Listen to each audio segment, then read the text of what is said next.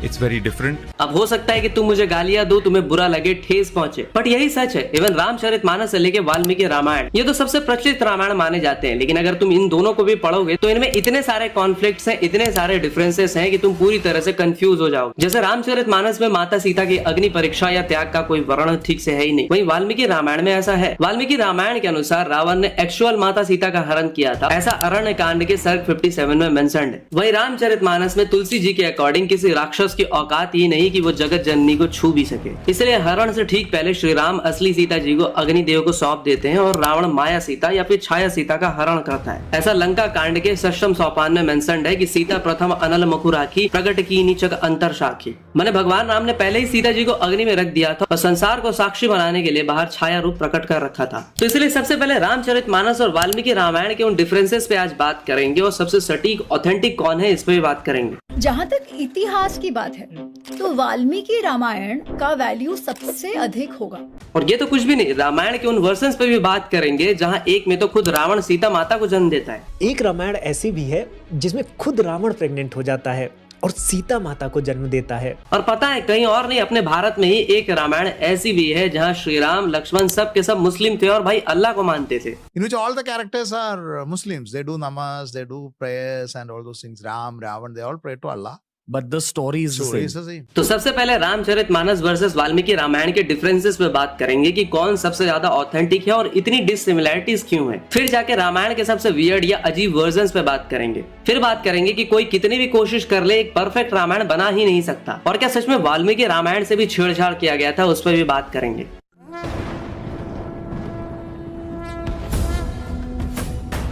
उत्तरकांड और माता सीता का त्याग। तो वाल्मीकि रामायण इस महाकाव्य के अंत में उत्तरकांड में माता सीता का बैनिशमेंट यानी कि त्याग होता है और वो वाल्मीकि आश्रम में लव कुश को जन्म देती और अंत में अपनी पवित्रता का प्रमाण देते हुए धरती माता के अंदर समा जाती। श्री राम भी अंत में सरयू नदी में जल समाधि ले लेते हैं। रेफरेंस उत्तरकांड सर्ग 42 से 97 तक सीता त्याग और पृथ्वी में समाने का विस्तार से वर्णन मिलता है। हालांकि कई स्कॉलर्स इस कांड को बाद में जोड़ा गया मानता है, जिसपे आगे बात करेंगे। रामचरितमानस की बात करें तो तुलसीदास जी ने इस दुखांत हिस्से को पूरी तरह से स्किप कर दिया है। मानस में सीता त्याग का कोई जिक्र ही नहीं है। रामचरितमानस का अंत राम राज्य के सुखद वर्णन, काकभुशुंडी, गरुड़ संवाद और ज्ञान भक्ति की चर्चा के साथ एक अत्यंत सकारात्मक और भक्तिपूर्ण नोट पे खत्म होता है। इसका रेफरेंस आपको उत्तरकांड के शुरुआत के ही चौपाई में मिल जाता है, जहाँ मेंशन्ड है राम राज्य बैठे त्रिलोका हर्षित भय गए सब शोका, यानी कि श्री राम के राजा बनकर सिंहासन पर बैठते ही तीनों लोग हर्षित हो गए और सभी के शोक भय दूर हो गए। राम राज्य में कोई किसी से बैर नहीं करता था और भगवान राम के प्रताप ने सबकी आपसी विषमता यानी भेदभाव को मिटा दिया था। सीता हरण और माया सीता का कॉन्सेप्ट। अब देखो वाल्मीकि रामायण, इसमें रावण द्वारा असली माता सीता का हरण किया जाता है। अग्नि परीक्षा सच में सीता माता की पवित्रता सिद्ध करने के लिए की जाती है। इसका रेफरेंस अरण्य कांड के सर्ग 49 में असली सीता का हरण का सीधा वर्णन मिलता है। रामचरितमानस की बात करें तो तुलसीदास जी के अनुसार किसी राक्षस की औकात नहीं थी कि वो जगत जननी को छू भी सके, इसलिए हरण से ठीक पहले श्री राम असली सीता को अग्निदेव को सौंप देते हैं और रावण माया सीता या छाया सीता को हरण करता है। लंका विजय के बाद अग्नि परीक्षा और उस असली सीता को वापस लाया जाता है। इसका रेफरेंस अरण्य कांड में राम कहते हैं कि सुनो प्रिया व्रत रुचिर सुशीला, मैं कछु करबि ललित नर लीला, तुम पावक महु करो सुनिवासा, जो लगी करो निशाचर नासा। माने जब तक मैं राक्षसों का नाश करता हूँ आप अग्नि में निवास करें। इसके बाद माता सीता भगवान के वचनों को हृदय में धर के अग्नि में समा जाती है और उनकी एक छाया वहीं रह जाती है जिसे लक्ष्मण जी भी नहीं जान पाते। और रामानंद सागर जी ने भी तुलसीदास जी का अनुसरण करते हुए छाया सीता वाला कॉन्सेप्ट दिखाया था। माता अहिल्या का श्राप और उद्धार। एज पर वाल्मीकि रामायण महर्षि गौतम ने अहिल्या को पत्थर बनने का श्राप ही नहीं दिया था, बल्कि अदृश्य यानी इनविजिबल होकर राख में लेटकर कठोर तपस्या करने का श्राप दिया था। और जब राम आश्रम में आते हैं तब उनका आतिथ्य यानी कि उनका स्वागत करके अहिल्या श्राप मुक्त हो जाती है और उन्हें राम के चरण स्पर्श करने की आवश्यकता नहीं पड़ती। इसका रेफरेंस वाल्मीकि रामायण के बाल कांड के सर्ग 48 में गौतम ऋषि कहते हैं कि तुम यहाँ अदृश्य रहकर हवा पीकर तपस्या करोगी और राम के आगमन पे पवित्र होगी। On the other hand Ramcharitmanas में अहिल्या को शिला यानी कि पत्थर बनने का श्राप मिलता है। उनका उद्धार श्री राम के पैरों की धूल यानी कि चरण रथ से होता है, जिसके बाद वो प्रकट होकर राम की स्तुति करती हैं। रेफरेंस बाल कांड में विस्तृत तौर पे मिलता है, जहाँ मेंशन्ड है गौतम नारी श्राप बस उपद दे धरि धीर, चरण कमल रज चाहती कृपा करो रघुवीर। अब आते हैं दिमाग को चक्कर घिन्नी की तरह हिला देने वाले पॉइंट पे, श्री राम का स्वरूप मानव वर्सेस भगवान। वाल्मीकि रामायण की बात करें तो उसमें श्री राम को एक आदर्श मानव, एक श्रेष्ठ राजा और मर्यादा पुरुषोत्तम के रूप में चित्रित किया गया है। वो एक आम मनुष्य की तरह दुख और कष्ट में रोते हैं और धर्म का पालन करते हैं। रेफरेंस बाल कांड सर्ग 1 में महर्षि वाल्मीकि देवऋषि नारद से पूछते हैं कि इस धरती पे सर्वगुण संपन्न मनुष्य कौन है, जिसके जवाब में नारद जी राम का नाम लेते हैं। वहीं रामचरितमानस में तुलसीदास जी के लिए राम साक्षात परब्रह्म और लॉर्ड विष्णु के अवतार हैं। उनके सारे कष्ट और दुख केवल एक लीला है, क्योंकि वो पहले से ही सब कुछ जानते हैं। इसका रेफरेंस बाल कांड के मंगल चरण और चौपाइयों में मिलता है, जहाँ पे उनको सर्वज्ञ बताया गया है एस बंधु राम सच्चिदानंद। देखो, महर्षि वाल्मीकि जी श्री राम को भगवान यानी विष्णु का अवतार ही मानते थे, लेकिन उन्होंने अपनी रामायण में श्री राम का चित्रण जानबूझकर एक आदर्श मनुष्य के रूप में प्राइमरी फोकस के साथ किया है। इसके बाद एक और सबसे बड़ा डिफरेंस है परशुराम संवाद का समय। वाल्मीकि रामायण में सीता स्वयंवर में शिव धनुष टूटने के बाद कोई हंगामा नहीं होता। जब विवाह संपन्न हो जाता है और महाराज दशरथ बारात लेकर अयोध्या लौट रहे होते हैं, तब रास्ते में भगवान परशुराम आते हैं और राम की परीक्षा लेते हैं। इसका रेफरेंस बाल कांड के सर्ग 74 से 76 में मिलता है और लक्ष्मण जी और परशुराम जी का कोई लंबा संवाद या आर्ग्यूमेंट नहीं होता। लेकिन रामचरितमानस में शिव धनुष के टूटते ही उसकी भयंकर ध्वनि सुनकर परशुराम तुरंत स्वयंवर सभा यानी कि जनकपुरी में पहुंच जाते हैं और यहीं पे फेमस क्रोध भरा लक्ष्मण परशुराम संवाद होता है। इसका रेफरेंस बाल कांड के अंत में धनुष भंग प्रसंग में मिलता है, जहाँ लक्ष्मण और परशुराम जी की तीखी बहस हो जाती है। अब गाली मत देना, एक और शॉकिंग बात बताता हूँ, और वो कुछ और नहीं है, वो है लक्ष्मण रेखा का प्रसंग। तो वाल्मीकि रामायण इस महाकाव्य में लक्ष्मण रेखा खींचने का कोई जिक्र ही नहीं है। एक्चुअली जब सीता जी के कटु वचन सुनकर लक्ष्मण जी उनके अकेले छोड़कर राम की खोज में निकलते हैं, तो वह वन देवताओं से सीता की रक्षा की प्रार्थना करते हैं, लेकिन कोई भौतिक या फिर फिजिकल रेखा नहीं खींचते। इसका रेफरेंस अरण्य कांड के सर्ग 45 में लक्ष्मण के आश्रम जाने का वर्णन मिलता है, जिसमें रेखा खींचने का कोई उल्लेख ही नहीं है। वही रामचरितमानस, इसमें तुलसीदास जी इस महाकाव्य में लक्ष्मण रेखा का स्पष्ट उल्लेख करते हैं। हालांकि अरण्य कांड में हारने के वक्त इसका डायरेक्ट जिक्र नहीं है, लेकिन लंका कांड में मंदोदरी रावण को ताना मारते हुए इसका जिक्र करती है और वो कहती है कि रामानुज लघु रेख खचाई सोई नहीं नाक हो असी मनसाई, यानी कि राम के छोटे भाई ने एक छोटी सी रेखा खींची थी और तुम्हारी औकात नहीं थी कि तुम उसे पार कर सको। इसके बाद एक और इंटरेस्टिंग डिफरेंस है रावण की नाभि में अमृत। वाल्मीकि रामायण में रावण के वध के समय विभीषण द्वारा रावण की नाभि में अमृत होने का कोई राज नहीं खोला जाता। एक्चुअली ये बात इंद्र के सारथी मताली श्री राम को याद दिलाते हैं कि रावण को मारने के लिए ब्रह्मास्त्र का प्रयोग करना होगा, जिसके बाद राम ब्रह्मास्त्र चलाते हैं। इसका रेफरेंस युद्ध कांड सर्ग 108 में मिलता है, जहाँ मताली के सुझाव पर राम ब्रह्मास्त्र का आह्वान करते हैं और रावण का वध करते हैं। वेरस रामचरितमानस में रावण की मौत का राज नाभि में अमृत विभीषण बताते हैं। वो राम को समझाते हैं कि जब तक नाभि का अमृत नहीं सूखेगा रावण नहीं मरेगा। तब श्री राम एक साथ 31 बाण चलाते हैं, और एक नाभि के लिए और 30 उसके सिर और हाथों के लिए। इसका रेफरेंस लंका कांड में मिलता है, जहाँ विभीषण कहते हैं नाभि कुंड पीयूष बस याके नाथ जियो तो रावण बल ताके, यानी कि हे प्रभु इसकी नाभि में अमृत है इसीलिए ये जिंदा है। अब बताओ, इसी की वजह से आगे जाके गद्दार के तौर पे लोग विभीषण का जिक्र करते हुए कहते हैं कि घर का वेदी लंका डाहे। मेरे साथ अन्याय हुआ है। एक और बहुत बड़ा डिफरेंस देखने को मिलता है संजीवनी बूटी और भरत हनुमान मिलन का। वाल्मीकि रामायण के अनुसार जब लक्ष्मण जी को मेघनाथ की शक्ति लगती है, तब हनुमान जी सीधा हिमालय जाते हैं, पहाड़ उठाते हैं और सीधा लंका लौट आते हैं। रास्ते में अयोध्या के ऊपर से गुजरते वक्त भरत से उनका कोई मिलन नहीं होता या भरत द्वारा बाण मारने का कोई प्रसंग नहीं मिलता। रेफरेंस युद्ध कांड सर्ग 74, जहाँ पे हनुमान जी की संजीवनी लाने का सीधा मार्ग वर्णित है। वही रामचरितमानस में जब हनुमान जी पहाड़ लाकर अयोध्या के ऊपर से गुजर रहे होते हैं, तब रात के अंधेरे में भरत उन्हें कोई राक्षस समझ के बिना फल यानी कि बिना पॉइंट वाला बाण मारते हैं। इसलिए हनुमान राम राम बोलते हुए गिरते हैं, जिससे भरत को पछतावा भी होता है। जहाँ पे ऐसा मेंशन्ड है, देखी भरत विशाल कपि शैल रूप धर जात मूठा चाप संदार सन मारा श्रवण के साथ। अब ये तो मैंने आपको 6-7 डिफरेंसेस बताए। इवन रामानंद सागर जी की रामायण जो हमारे लिए इमोशन है, जिसे देखकर हम बड़े हुए, उसमें पता है लव कुश को लक्ष्मण भरत शत्रुघ्न हनुमान और अंत में श्री राम से भी युद्ध करते हुए दिखाया जाता है। अब ये बात भाई ठीक से ना वाल्मीकि रामायण में मिलता है, ना ही रामचरितमानस में। और वो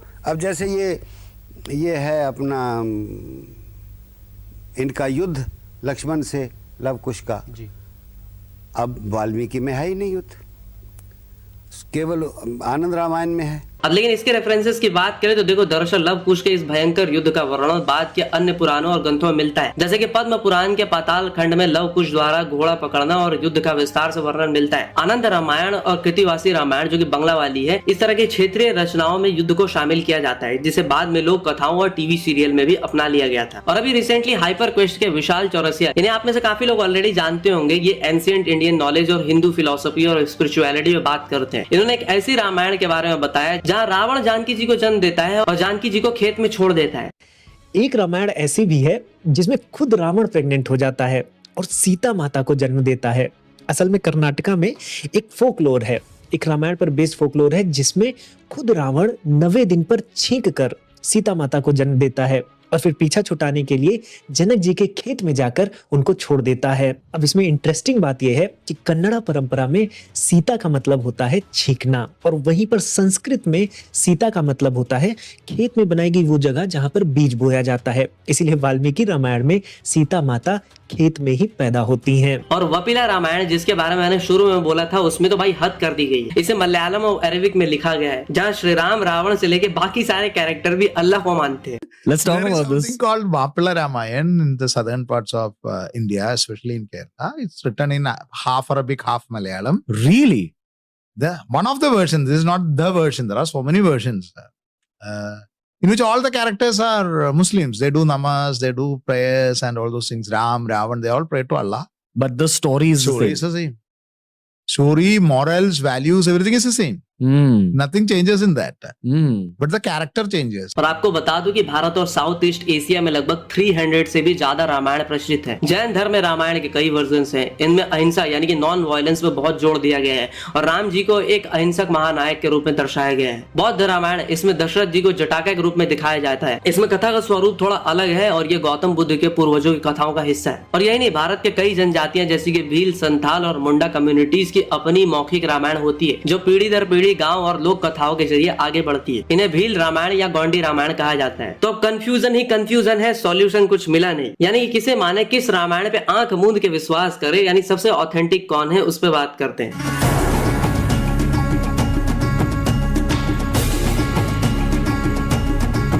वेल, इसके बारे में मिस एमी गंतारा, जो कि एक IIM पास्ड आउट है, योगा प्रैक्टिशनर है और सर्टिफाइड योगा इंस्ट्रक्टर भी है, वो बड़ी अच्छी बात कहती है। उनके अकॉर्डिंग वाल्मीकि रामायण सबसे ओरिजिनल और ऑथेंटिक है, क्योंकि महर्षि वाल्मीकि भगवान राम के समकालीन थे, मतलब उनके टाइम के थे और वनवास के दौरान उनसे मिले भी थे। भले इंडिया में रामचरितमानस और कंबन जैसे कई दूसरे वर्जन पॉपुलर है, पर उन सभी के राइटर्स भी वाल्मीकि जी को ही अपना आदि कवि मानते हैं। इसलिए अगर किसी भी दूसरी रामायण और वाल्मीकि रामायण के किसी इवेंट या कहानी में कोई फर्क आता है, तो हमें वाल्मीकि रामायण को ही सच और फाइनल मानना चाहिए, क्योंकि बाकी सारे टेक्स्ट बहुत बाद में लिखे गए थे। जहाँ तक इतिहास की बात है, तो वाल्मीकि रामायण का वैल्यू सबसे अधिक होगा। रामायण पर बहुत सारे वर्जन्स लिखे गए हैं, हर एक का अपना अपना महत्व है। हम अधिक नॉर्थ और इस तरफ रामचरितमानस देखते हैं। अगर आप साउथ में जाओ तो कंब रामायण को मानते हैं। अगर बंगाल में जाओ तो कृतिवास रामायण है, उनको मानते हैं, ठीक है। परंतु इन सारे कवियों ने भी जिन्होंने रामायण पर लिखा है, वो सभी आदि कवि तो वाल्मीकि जी को ही मानते हैं। वाल्मीकि जी जब लिख रहे थे, एक तो Valmiki ji was a contemporary, समकालीन थे वो श्री राम के।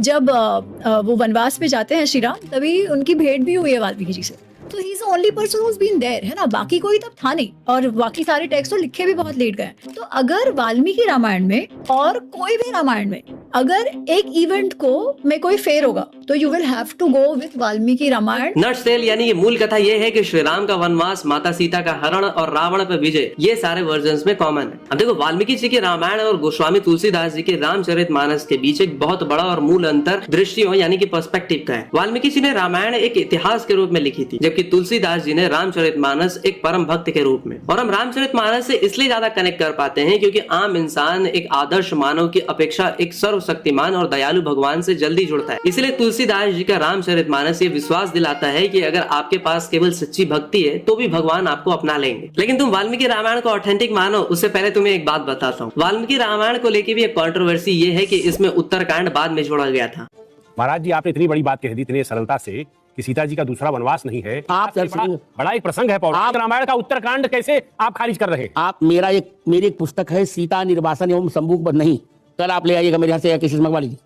वाल्मीकि रामायण में पहले 6 ही कांड थे, उत्तरकांड नहीं था, केवल 6 कांड थे। गीता प्रेस को चिट्ठी लिखी और कहिए इसको बाहर करो और वाल्मीकि रामायण का संशोधित पाठ प्रकाशित करो। हमने चिट्ठी लिखी पर वो माने तब ना। अरे जगतगुरु की बात नहीं मान रहे? नहीं मानते। हाँ, तो अब बात करते हैं कि why no one can cook a perfect Ramayan.